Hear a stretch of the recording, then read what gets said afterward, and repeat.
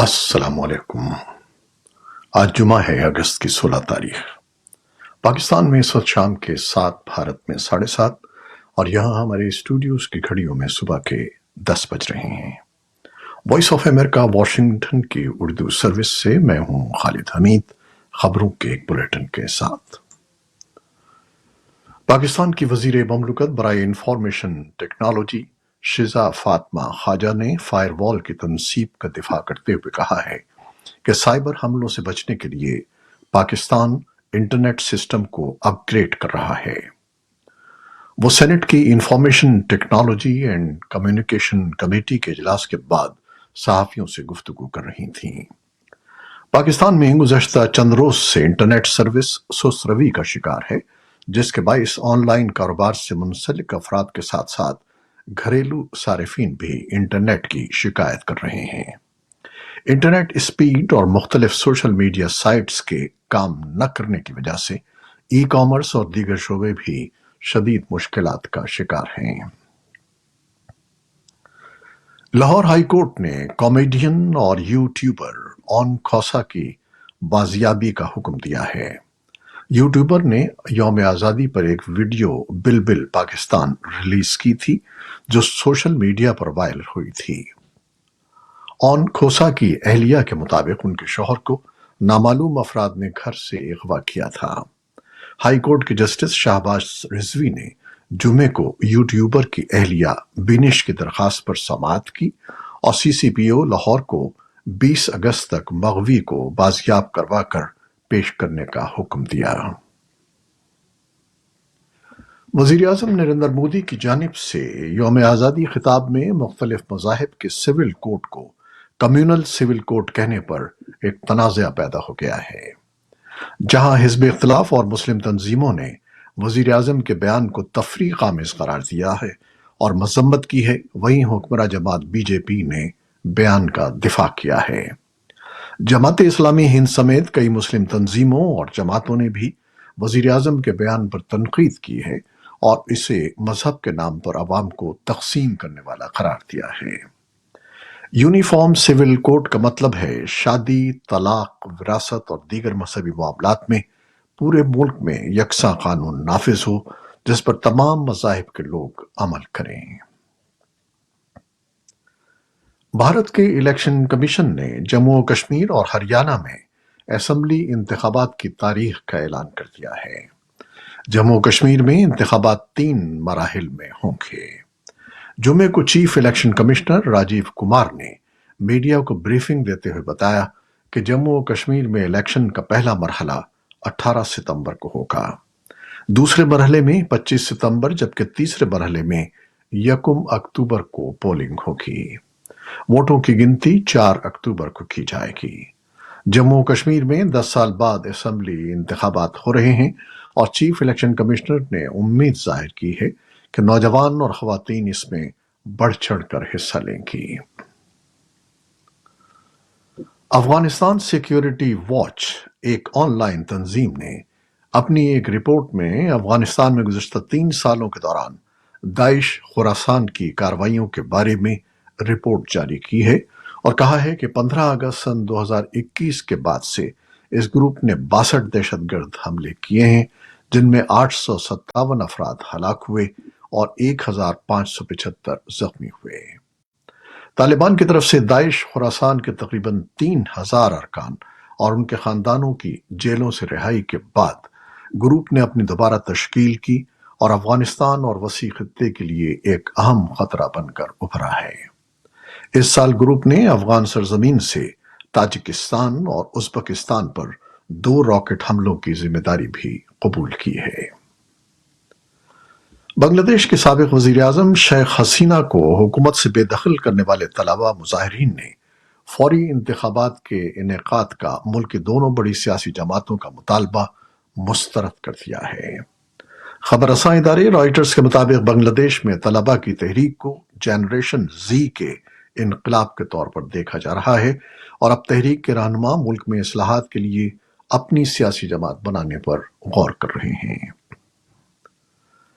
قطر کے شہر دوحہ میں غزہ جنگ بندی سے متعلق مذاکرات جمعے کو دوسرے روز بھی جاری رہیں گے، جبکہ غزہ کی وزارت صحت کے حکام نے بتایا ہے کہ غزہ جنگ میں اموات کی تعداد 40,000 سے تجاوز کر گئی ہے۔ امریکہ، قطر اور مصر کی ثالثی میں غزہ جنگ بندی سے متعلق جمعرات کو مذاکرات ہوئے تھے، لیکن کوئی معاہدہ نہیں ہو سکا تھا۔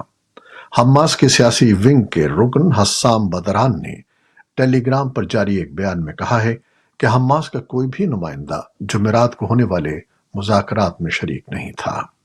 خبر رساں ادارے رائٹرز کے مطابق ایک امریکی عہدیدار نے دوحہ میں جمعرات کو ہونے والے مذاکرات کو تعمیری قرار دیا تھا اور کہا تھا کہ ثالثوں نے دوحہ میں مقیم حماس کی مذاکراتی ٹیم کے ساتھ ملاقات کا فیصلہ کیا ہے۔ امریکا کی قومی سلامتی کے ترجمان جان کربی نے وائٹ ہاؤس میں صحافیوں سے باتیں کرتے ہوئے مذاکرات سے متعلق کہا کہ یہ اہم کام ہے اور اس میں سامنے آنے والی مشکلات دور ہو سکتی ہیں۔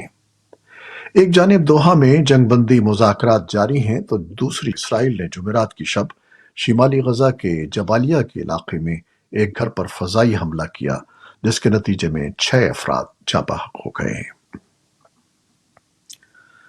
امریکہ، اقوام متحدہ اور عرب ممالک نے اسرائیل کے سخت موقف رکھنے والے قومی سلامتی کے وزیر اتمار بن گوئر اور سینکڑوں حامیوں کے یروشلم میں الاقصی مسجد کے احاطے کے دوران جانے کی مذمت کی ہے۔